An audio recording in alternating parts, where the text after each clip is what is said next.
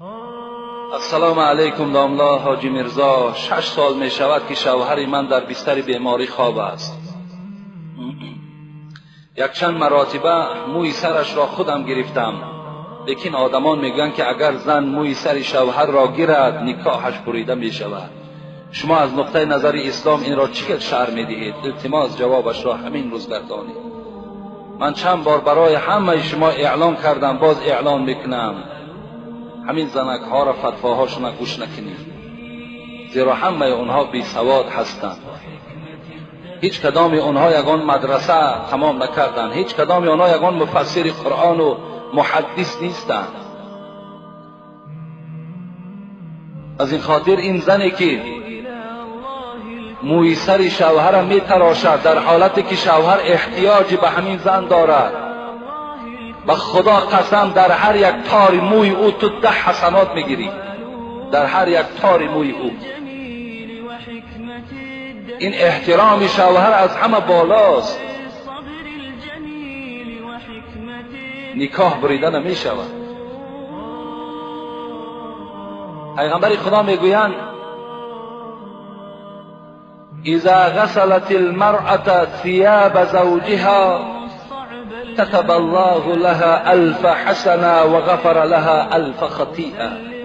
کدام زنی که اگر لباسهای چرکین شوهر میگیرد و در یک ظرف می اندازد و با دستهای نازک خود میشوید برای احترام شوهرش، برای که شوهرش لباس تازه پوشد، او را برده دستمال میکند و در دست شوهرش میدهد، پیغمبر خدا گفت در هر لباس شستگیت 1000 ثواب در نامه اعمال نویساده می شود و 1000 خطاهای تو را خداوند کوره می کند به خاطر لباس او را شستن.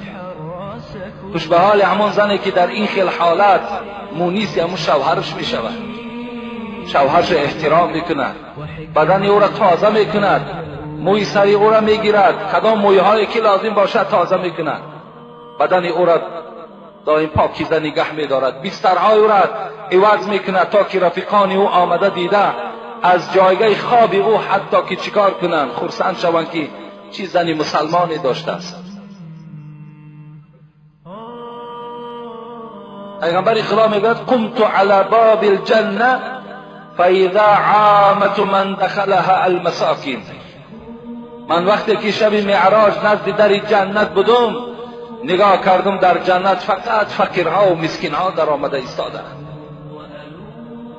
فقط فقیرها و مسکینها را خدا وارد جنت کرده ایستاده است. و کنت علی باب النار، لیکن وقتی که نزد دروازه دوزخ ایستادم، دخلها عامة من النساء، لیکن وقتی دروازه دوزخ را نگاه کردم، هر کسی که داخل می شود دوزخ فقط زنها بودند، اکثریت زنها را در دوزخ دیدیم. به خاطر چی است؟ پیغمبر خدا وقتی روز عید این سخن گفت، زنها گفتن به خاطر چی ای پیغمبر اینقدر زنها وارد دوزخ شدند؟ گفت زیرا شما درشت زبان هستید، زیرا شما به سوی شوهرها زبان درازی میکنین، زیرا شما فرزندهاتان لعنت میگوین، از این خاطر شما وارد دوزخ میشید.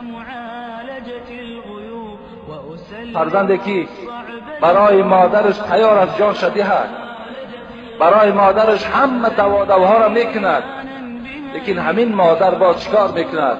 او را هلاک شوی میگوید، لعنتیش میگوید، چی دشنامهای قبیح باور که به فرزندها میدهند. این گونه زنها را پیغمبر خدا گفت اکثریت من در دوزخ دیدم. خوش به حال همون زنی که این گونه معامله ها را نسبت شوهرشان میکنند. خوش به حالتان، باور کنین ان شاء الله شما جنت را خریدید. رضا الزوج هو رضا الله. در بعضی حدیث ها آمده است رضاگی شوهر حتی رضاگی پروردگار هم هست. چه رضاگی پدر و مادر هم رضاگی خدا میگویند، برای زنها رضاگی شوهر هم رضاگی خدا میگوید.